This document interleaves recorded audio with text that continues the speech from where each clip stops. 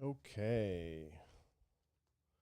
Sorry about the little bit of a delay, guys. I just had some trouble with my OBS streamer was throwing some difficulties here. So let me find, now that I reset the interface, let me find the YouTube stuff so I can chat with you guys. Where did that go?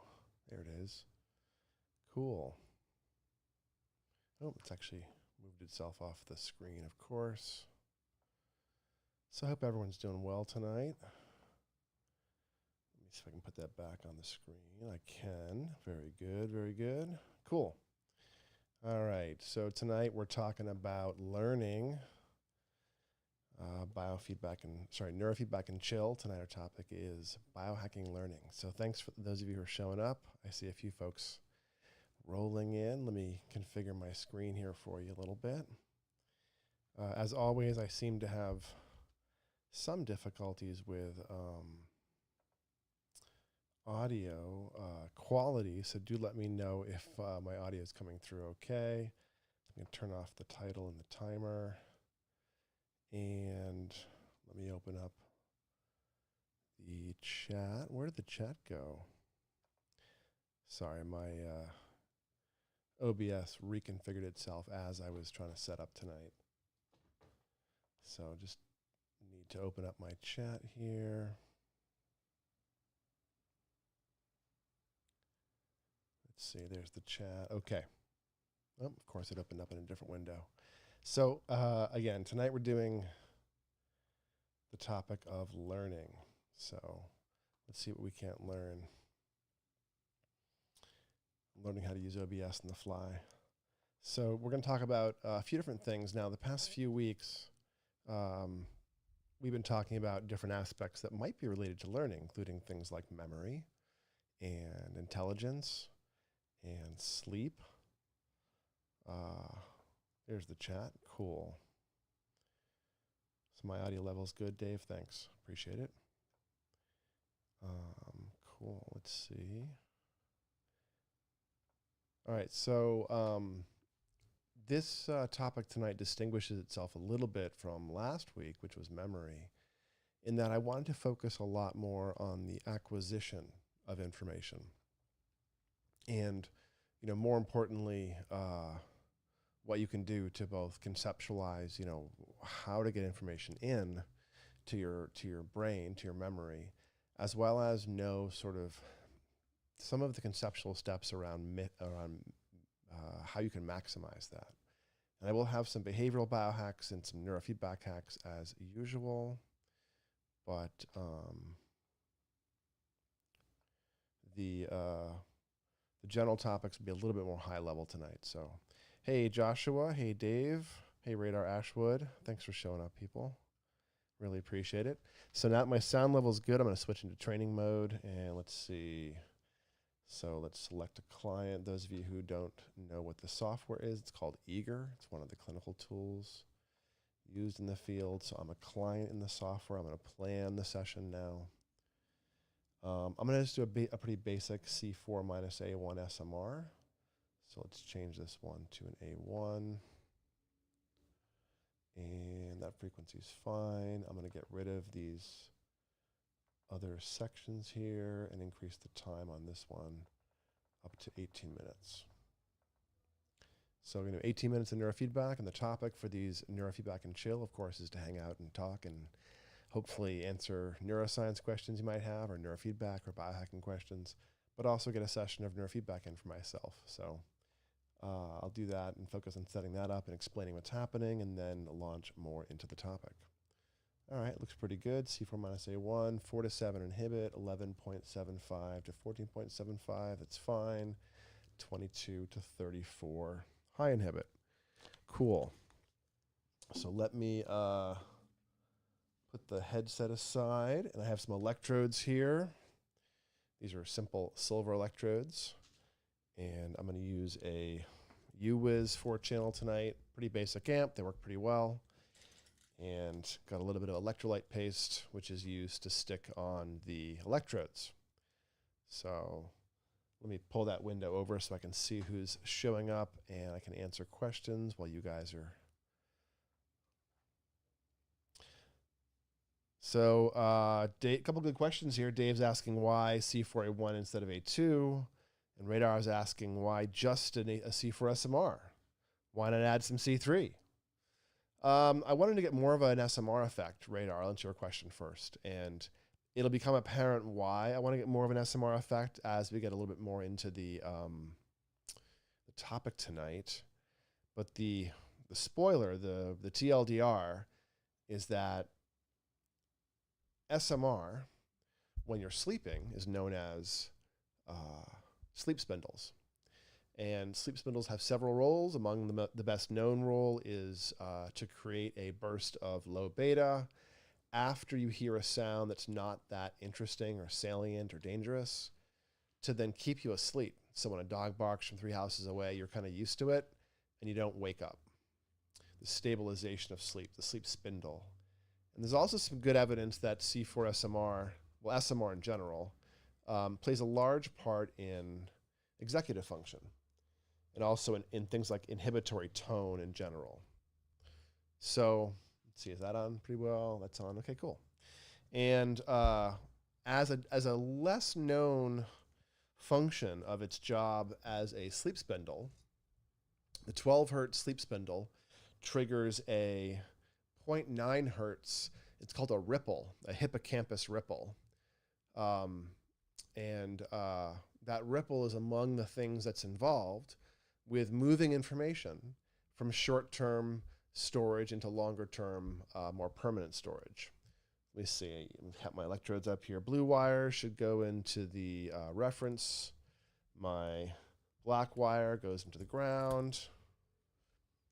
So yeah, the 12 hertz SMR, or close to it in my case, will trigger a 0.9 hertz, 0.9 hertz ripple if you're sleeping well.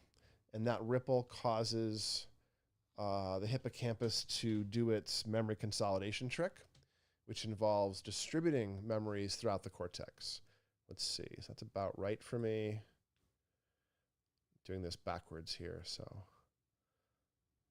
We don't really know where memories are stored. You know, Lashley did this experiment where he trained mice or rats to run a maze and then progressively cut more and more of their cortex out and put little strips of foil between sections to isolate them. And basically, no matter how much brain surgery he did on these poor mice and rats, they never lost the ability to run the maze. This is one of the ideas about memory being a distributed phenomena, not a discrete phenomena. It's one of the ways that we started to come up with that idea. But, you know, as I said in the memory stream, we don't really understand where memories are stored fully. We know somewhat more about the process of acquisition, which is more about this topic tonight. So that does involve sleep. You have to sleep to store memories. And that process is really about SMR in a bunch of ways. So just so you can see my wire outs here, I'm doing red minus black. So my head, my C4 minus my A1, and then my right ear is a ground. Let me run my session here and keep talking.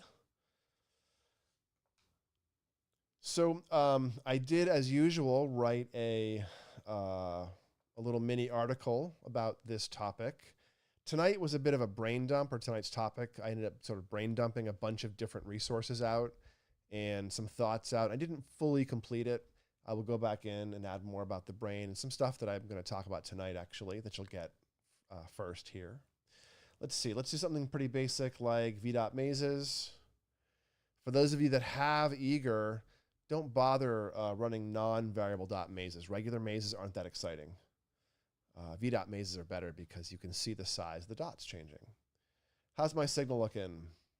Hey, it looks pretty good. I have brainwaves. Proof. Not only is it live, it's live data live streaming. It's meta. I'm streaming. It's all live. Let's see. Good signal quality. Blinks are not getting picked up too much. Movement's not moving the wires too much. And you can see there on the screen, I've got 3 different squiggles. Yeah, my electrode is reversed, actually. It must be. The wire is on my... Oh, no, wait a minute. Good catch, Dave. Thanks. I thought that my image was reversed and it wasn't, and so I just completely flipped it. So Dave saved me from training C3 SMR. Somebody I was talking to last night or early today, a client of ours, just trained C3 SMR out of curiosity, basically. C3 SMR is a very calming protocol for some people, but I do want to do C4 because it fits the topic and it fits my brain better. So thanks, Dave. I appreciate the eyeballs. Let me get in camera. I can see. Thought I was being fancy and reversing, but I double reversed.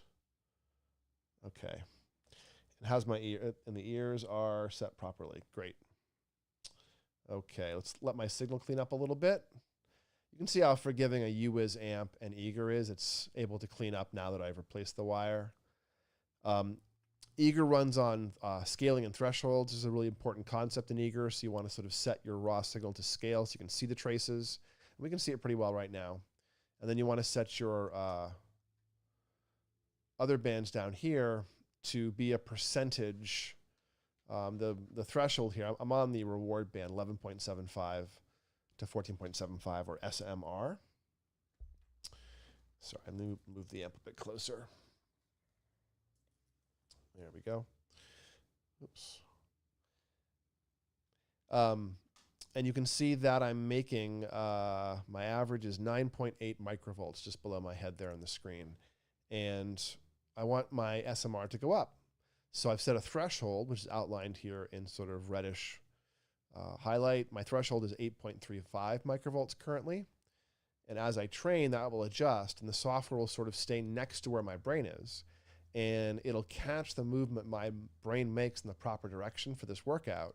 And whenever my SMR flexes up in amplitude, then the software will applaud by letting the game play. And if things drop, it'll not let the game run. That's the basis of neurofeedback. And for the other two bands, the 4 to 7 and the 22 to 34, the opposite is true. So I've set the threshold just above where I am. And as long as I stay below it, things are good. Let me kick this off and then answer more questions and talk about learning some more. So let's see, is that an F5? I think it is. Cool. All right, so just to finish the discussion about neurofeedback, you guys can hear some beeps in the background a little bit.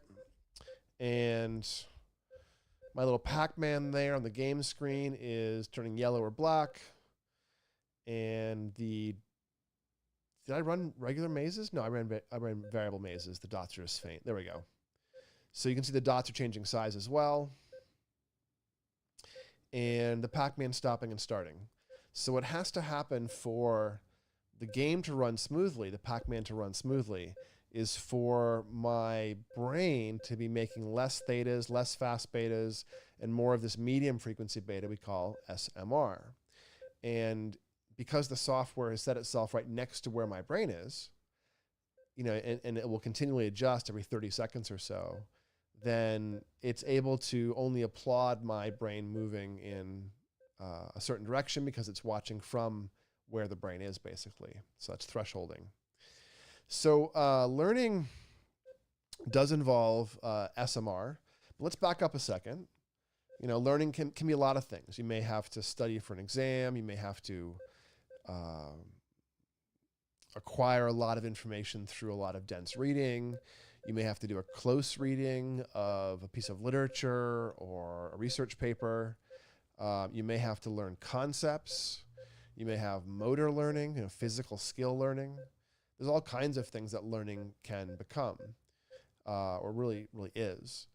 But ultimately, learning requires plasticity in the brain, and it requires the acquisition of new information.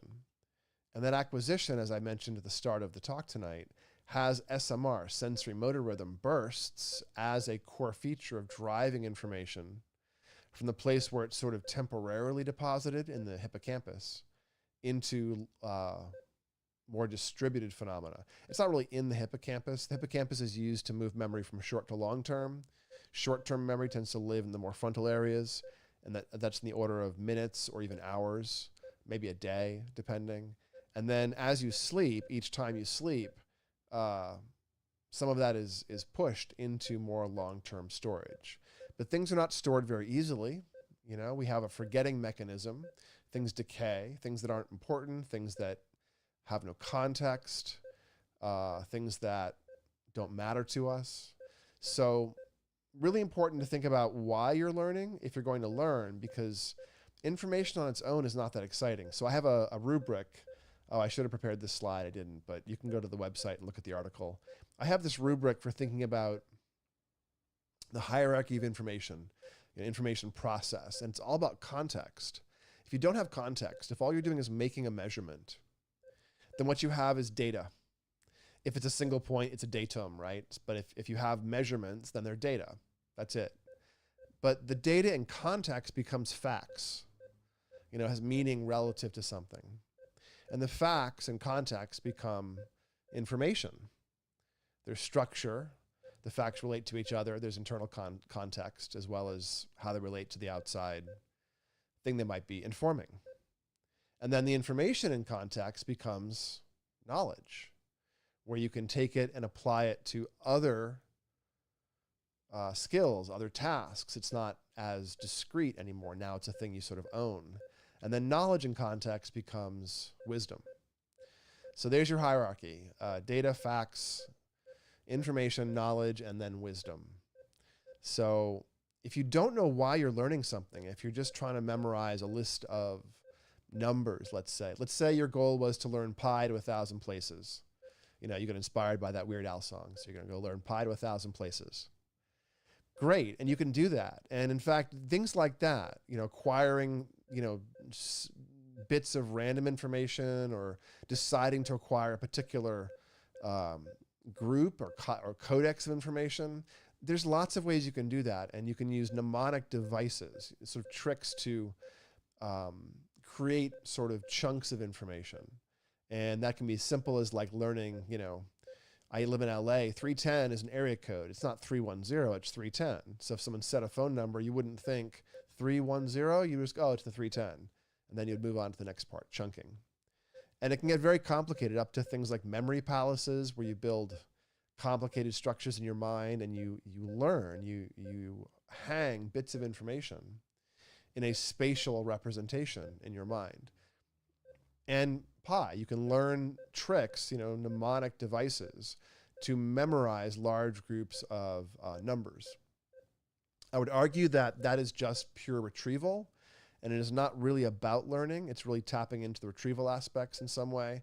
And I think the acquisition aspects are more important when they're natural world and nuanced skill types of things. So this is why I want you to think about context, because it turns out when the hippocampus is moving information into the brain, among the very best things that determine if that information is well stored is, does it attach to other things? Does it have context?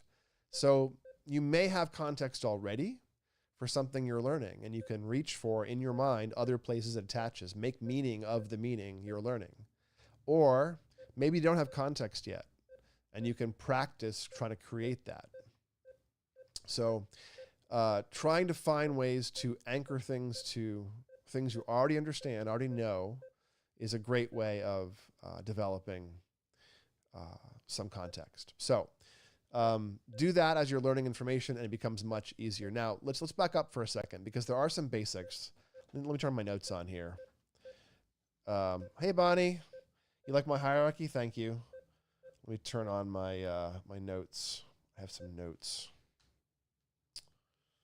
Where's my mouse? It's hiding. There it is. All right. So, talking about acquisition, let's back up for a second and talk about the basics, because, I often talk about these same basics, and I encourage you to go back and look at the articles as well as the live streams on things like sleep and attention, because those are key here. Acquisition of information, yeah, it requires the processes of memory, but it also really requires the processes of attention. If someone's super ADD and spacing out, they're not going to acquire information, and it's going to look like a memory issue later on. All the time kids are given sort of learning and memory kind of diagnoses, when really it's a fatigue or an attention problem at the actual bottleneck.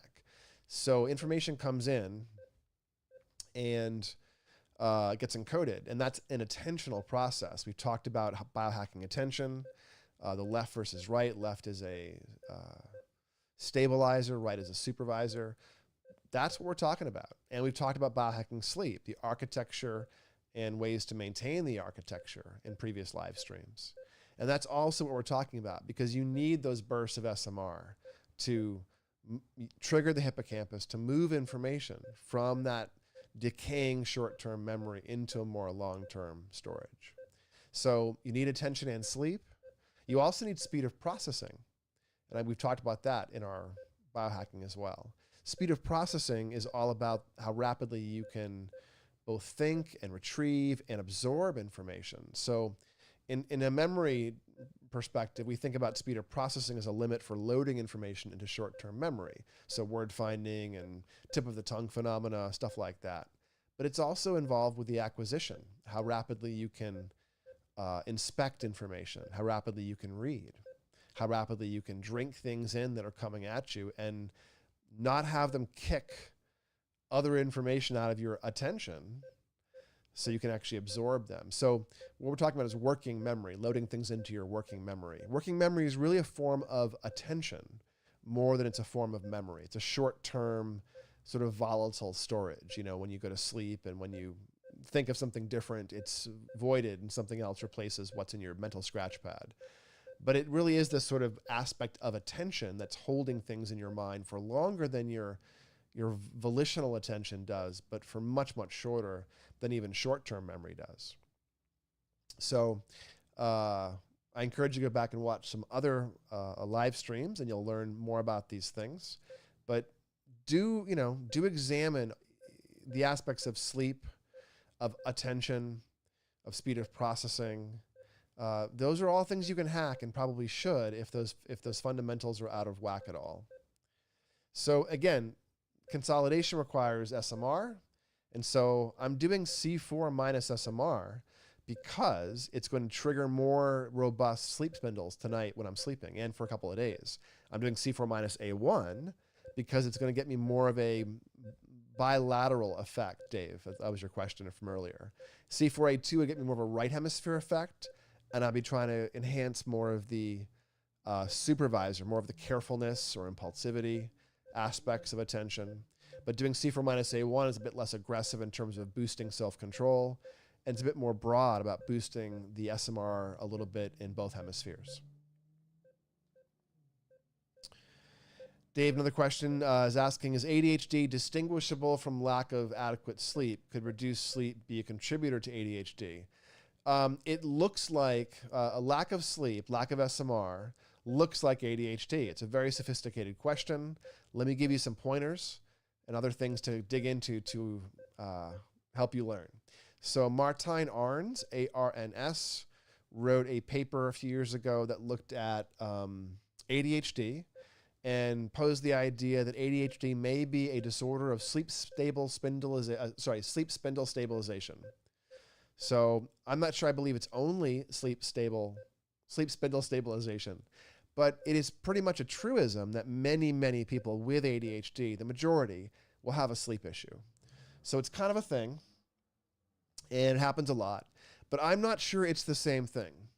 And the reason is that years ago, back at ISNR, Monaster first showed his work, and then he published this discriminant showing the theta-beta ratio could distinguish ADHD from non-ADHD pretty clearly. And the alpha over theta ratio could also do that for inattentiveness. Pretty robust. And then every year after that, for like a decade, as somebody tried to replicate, the effects got weaker and weaker.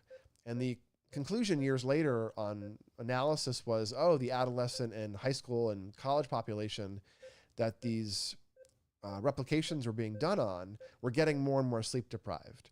And so the high theta-beta ratio does show up in sleep deprivation, sleep issues, parasomnias, dysomnias. And as that grew in the population of ADHD sort of testing, research subjects, meaning adolescents and college students, we lost the ability to use the theta-beta ratio as a discriminant for ADHD only because it looks too similar.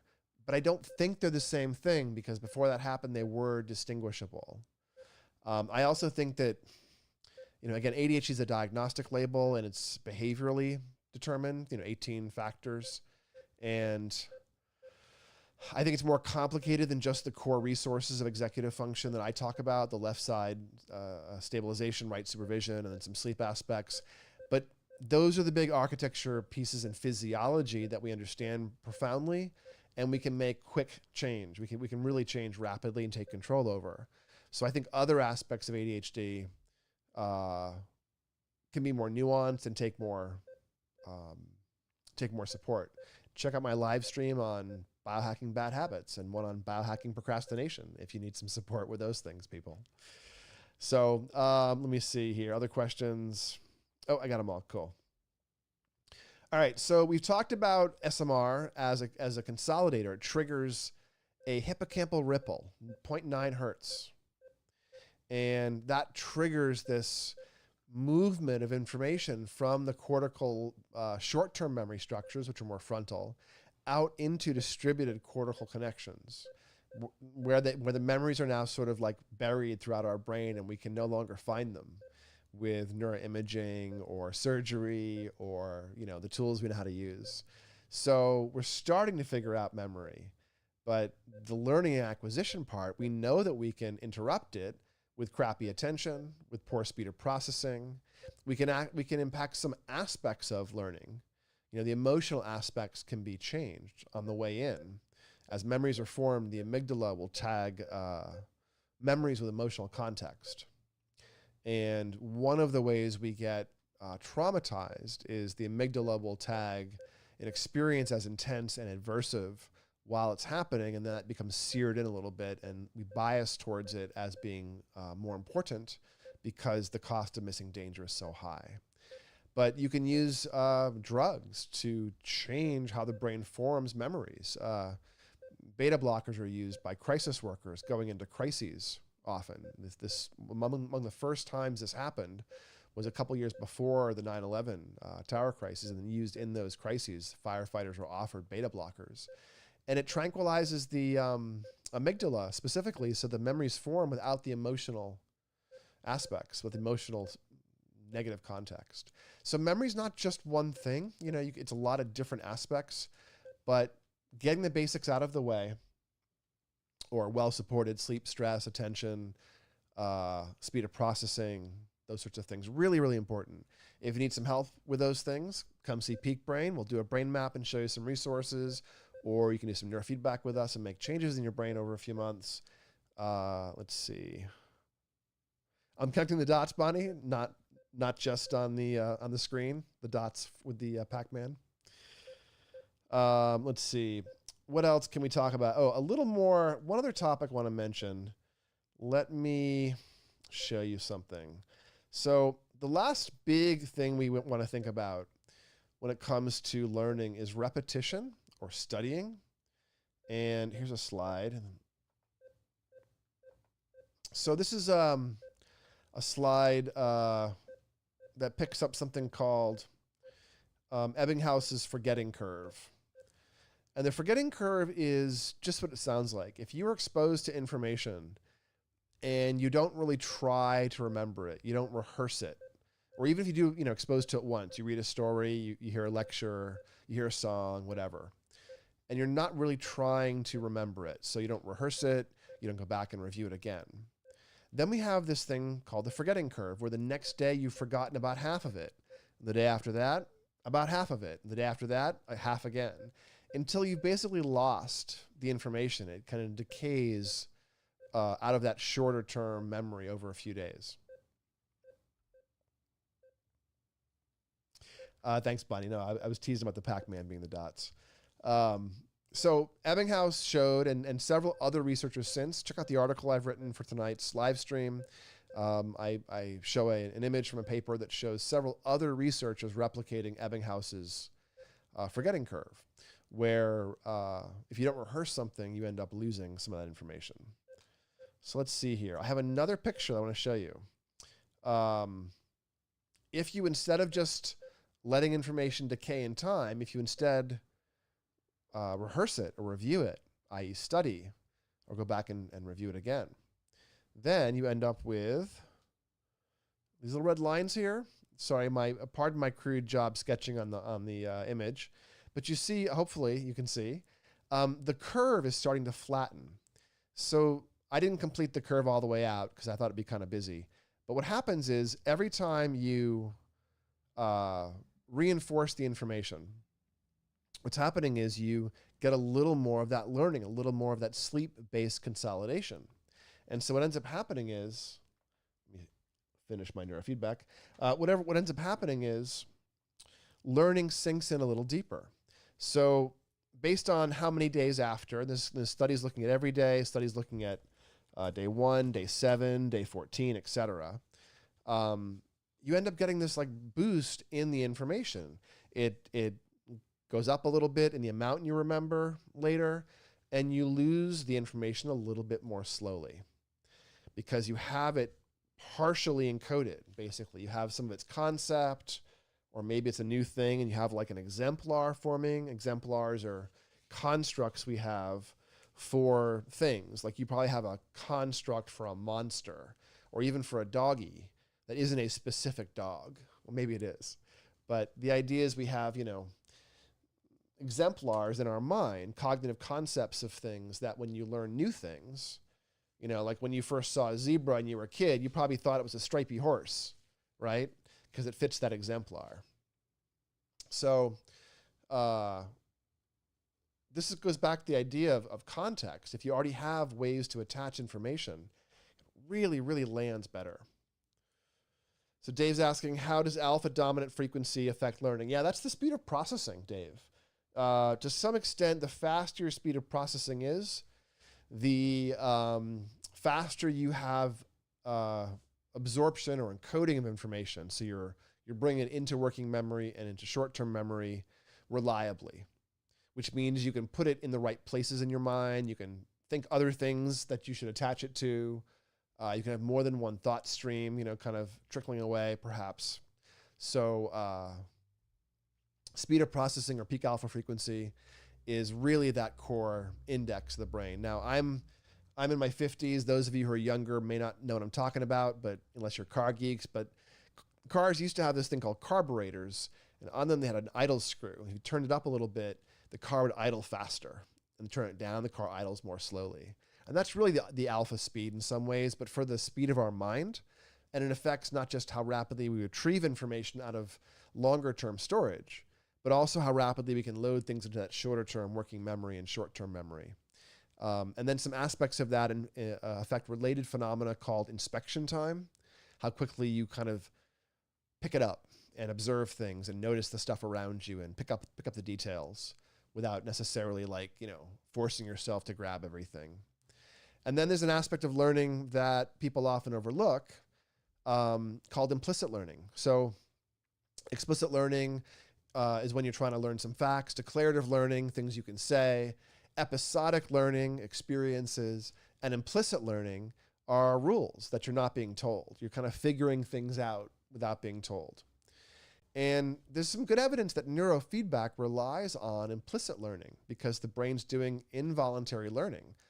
Within 5 minutes or so, the brain is reacting to the beep. And I'm not paying attention to it, but my brain is. And my brain seems to be reacting to the process of the beeps changing over time, and it's adapting. So there's this rule-based, this rule learning phenomenon my brain's trying to get to. That's why I can shape the activity. So it's an implicit process of learning. You may be able, you may need implicit learning in other aspects of learning. If you're sitting and reading a really complicated textbook and a new subject, or trying to do something really creative that takes a lot of different parts of you at once, then you're going to take a lot of nuance, kind of pattern matching and rule making and rule observing. It's going to be really important, structuring things, structuring information on the way in, on the way out. So having this again, context becomes super, super important. And if you can have a rapid mind and a good working memory, then you can quickly assemble things into shapes and play with them and turn them over and put them back and pull things in and out of memory. To a large extent, the act of remembering is kind of like taking memories off a shelf, looking at them, and then putting them back up on the shelf, maybe in a slightly different position, or, with some finger stains on the box, perhaps. So learning ends up becoming all of these different aspects of it, and knowing how you should maximize different pieces of learning can also be really useful. Again, mnemonic devices, maybe when learning names, if you're bad at them, you can come up with a little thought in your head about some silly thing, or if you're trying to remember some medical or psychological, facts, coming up with simple words that are mnemonic devices, like for instance, the personality types are the canoe or the ocean model, openness, conscientiousness, extroversion, agreeableness, and neuroticism, right? So you can come up with things like that, or the 10 cranial nerves, 12 cranial nerves have mnemonic devices. So if you're doing medical or psychological physiology stuff and you're cramming huge amounts of information into your mind without a lot of context, it gets really hard to remember what that stuff is. I was humbled in grad school. I did neuroanatomy with a guy named Arnie Scheibel. Scheibel and Diamond wrote the book, the Human Brain Coloring Book. And we used that book and a few others. And Scheibel was, he's passed on now, but Scheibel was himself one of the last great physiologists. He was a grad student in the lab when Einstein's brain got delivered, for some context. And I took classes with Arnie, took 2 years in a row because I didn't get through it the first time, when he was in his 90s. And he had us use the coloring book and a few other manuals and texts to learn the structures, because it was a proprioceptive way of learning. It was encoding, it was motor learning as well as fact learning. And so we'd sit in color tracks with different colored pencils and read about it in a different brain textbook. When I teach people neuroanatomy, when students come to me and say, oh my God, I'm freaking out about my neuro, often at the college level or the medical school level, they are using the Human Brain Coloring Book. But the next trick for somebody who's really struggling is you get some clay. You build the sucker.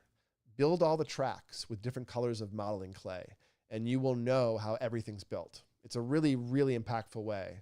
All my friends in grad school learned the best when they're building complicated paper or clay or other types of models. So, you may not like that for you individually. Find a way that works to make things structured and dig into their individual parts at the same time.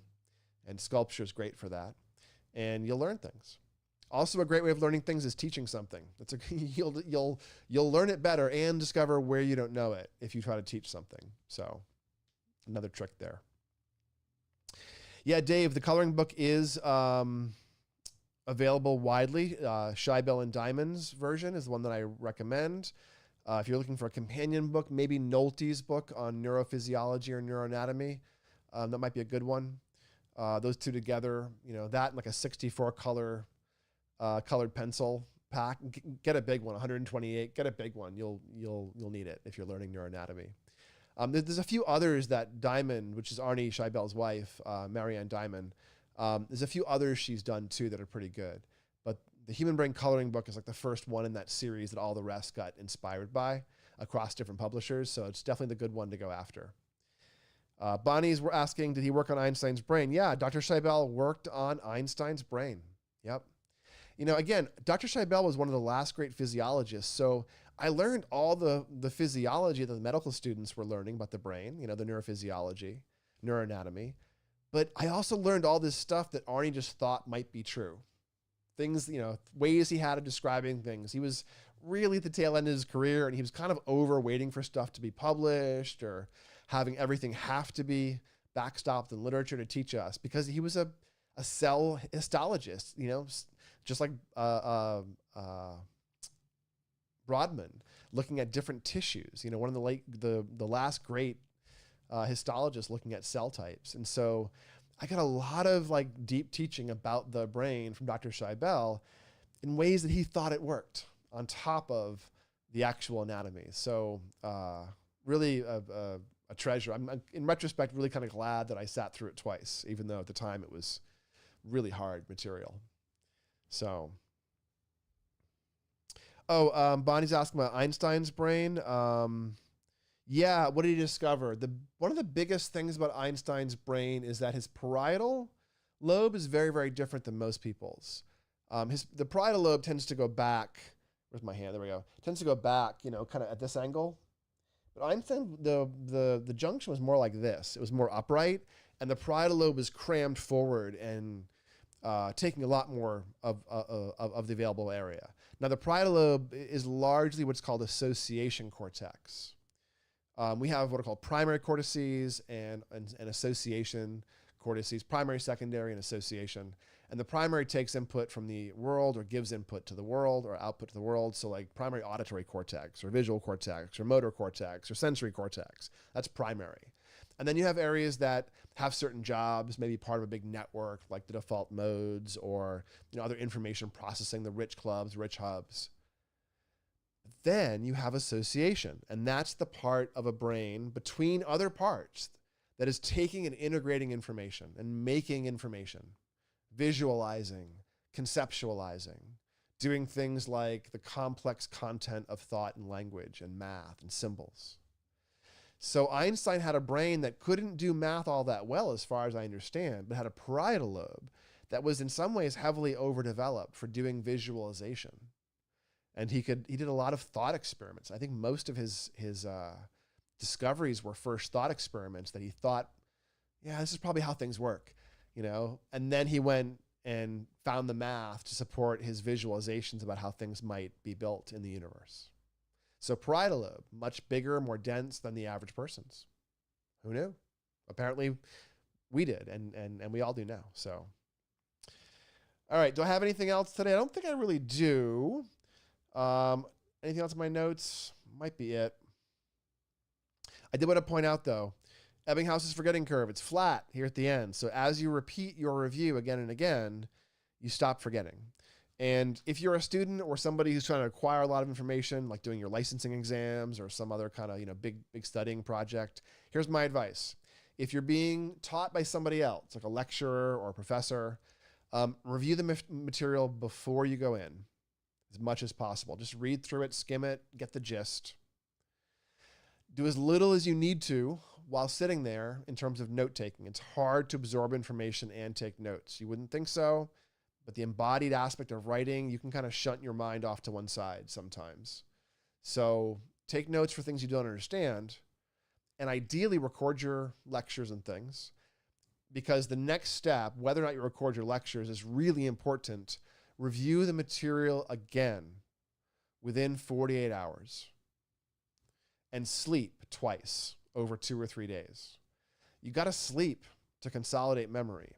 So play that trick. It's a triple. It's what am I going to learn? What am I learning? What did I learn? The same thing they teach you when doing presentations. Tell people what you're going to tell them, and then tell them what you told them. So the brain learns the same way. Those 3 repetitions are key. Getting oriented and not trying to just absorb everything the first time when learning it from somebody who's a teacher is really key. And reviewing it within 48 hours. Sleeping once before that and once after that, really key for learning. If you're trying to study and learn a lot of material the way you might in a class setting or, a financial licensing exam or, the medical boards or something like that. So,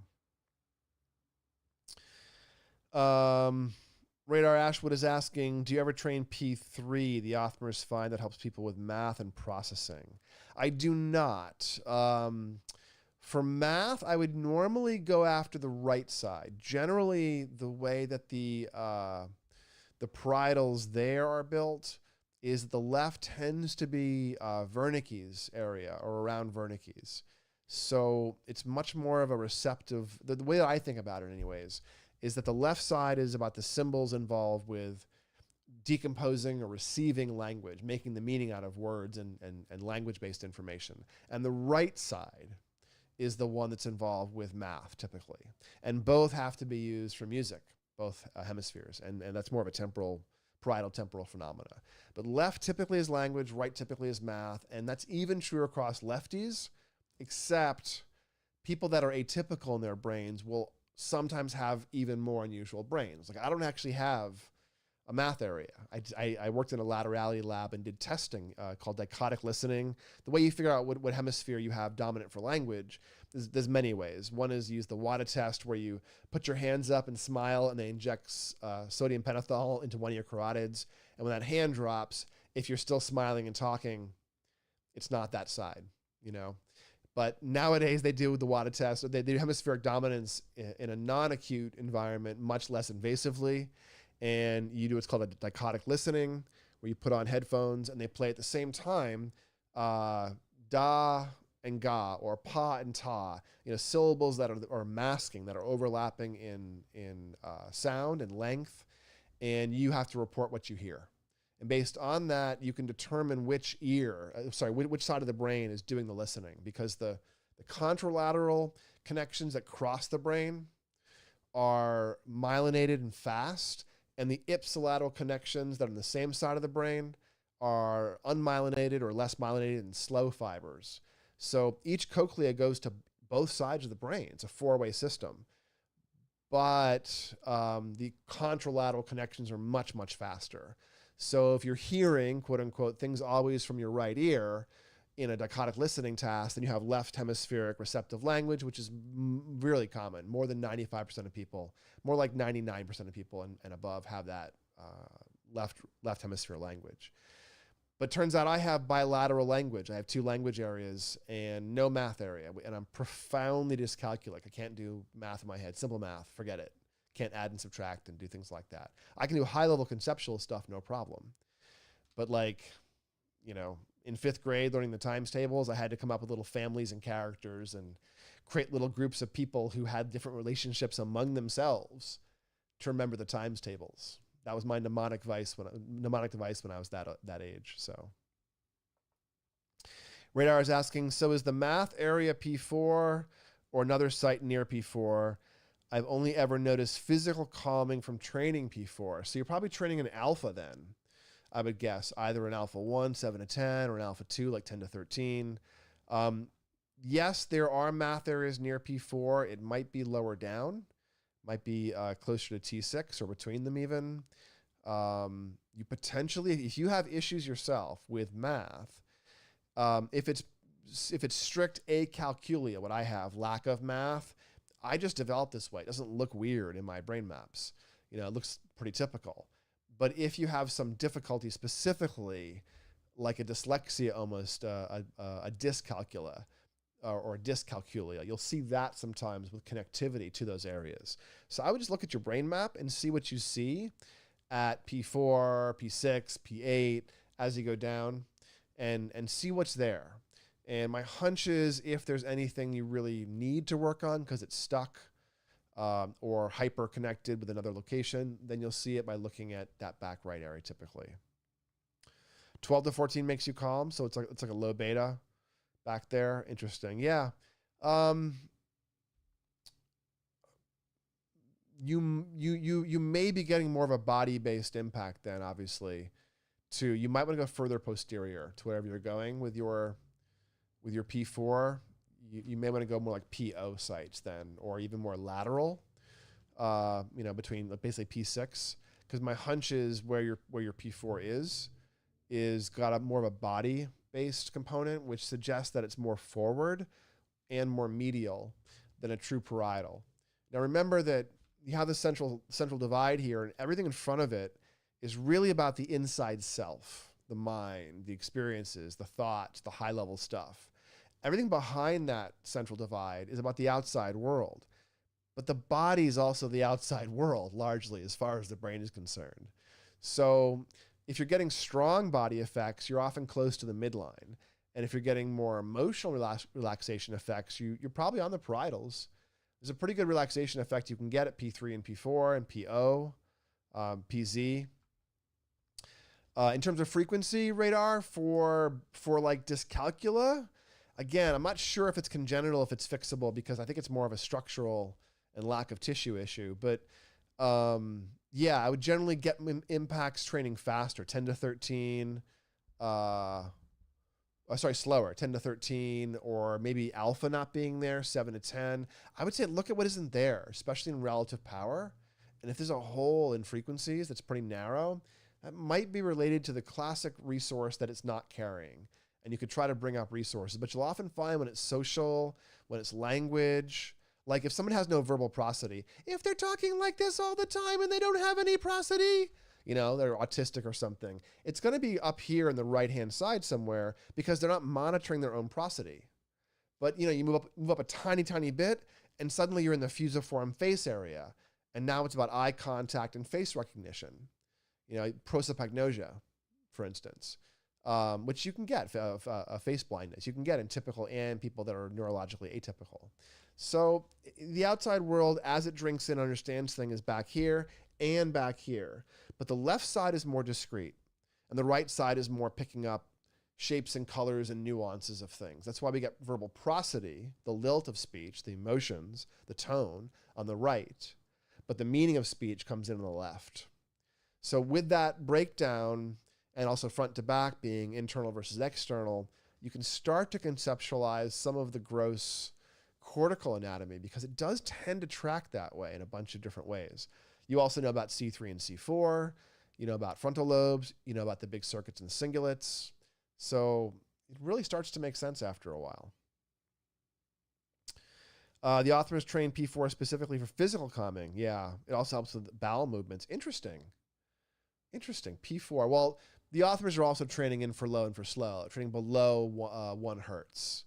So, you're really training brainstem and not cortical frequencies. So saying P4, I don't even know what it means when you're training in for low and for slow. Because if you're training below 1 hertz, you're training the cortical activation, which is slow cortical potentials, or you're training brainstem at that point almost, And if you're on P4s or T6s, they do a lot of interhemispheric placements. I wonder if we're training subcortical frequencies more than we're training the true oscillatory frequencies, especially once you talk about getting into gut regulation phenomena. I think of gut regulation as being sort of either at like C1 or maybe C5, depending what angle you're coming after it. Go look at a homunculus for the gut and the cortex, and you'll see that it sits pretty deep in. And so maybe that's why you can get at it from back here, but I think we usually get at it from there or about there on the left. So, their old training takes the same frequencies. Yeah, that's the arousal model essentially of neurofeedback that everyone used to be trained in. I've been trained in that. I don't use those frequencies as a recipe book. I don't think there's a good recipe book as you hit parietals. I think you must look at the QEEG. You might know what to work on with a specific complaint like autism or eye contact or sensory integration issues.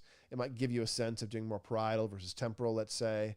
But people are so weird that I think it's really important looking at the QEEG for those regions especially, because you can get away with learning how somebody responds on the plus sign. The Z line front to back and the C line left to right. You can get away with evaluating those and learning those. And it's pretty classic what happens.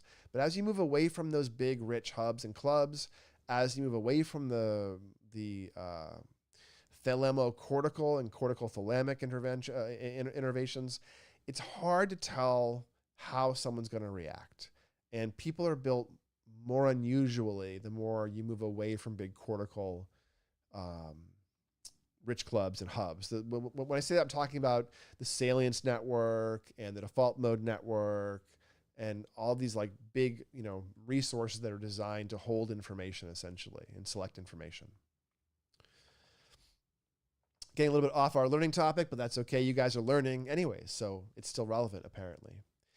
All right, any other questions tonight on our topic or anything else before we break? If not, I really thank you all for showing up and hanging out with me and asking some great questions and sharing some of your experiences and ideas. Please take a moment and give this video or another one or two a little like. If you're not already subscribed, please subscribe and ring that notification bell, and YouTube will tell you when I'm going live and when I posted a new video. And as always, I have some articles linked on this topic that I've kind of cobbled together some thoughts on. And I'll go back and revise this one a bit more, but it's got some good content on there now, including a graphic for my information processing hierarchy of context. So I really appreciate everyone's attention tonight and your awesome questions. Take care of those brains, and I'll see you in a week for the next one of these. But otherwise, guys, one more question. Let's see. Good stream. Okay, thanks. All right, guys. Well, you have a good night. You take care of those brains. I'll talk to you soon.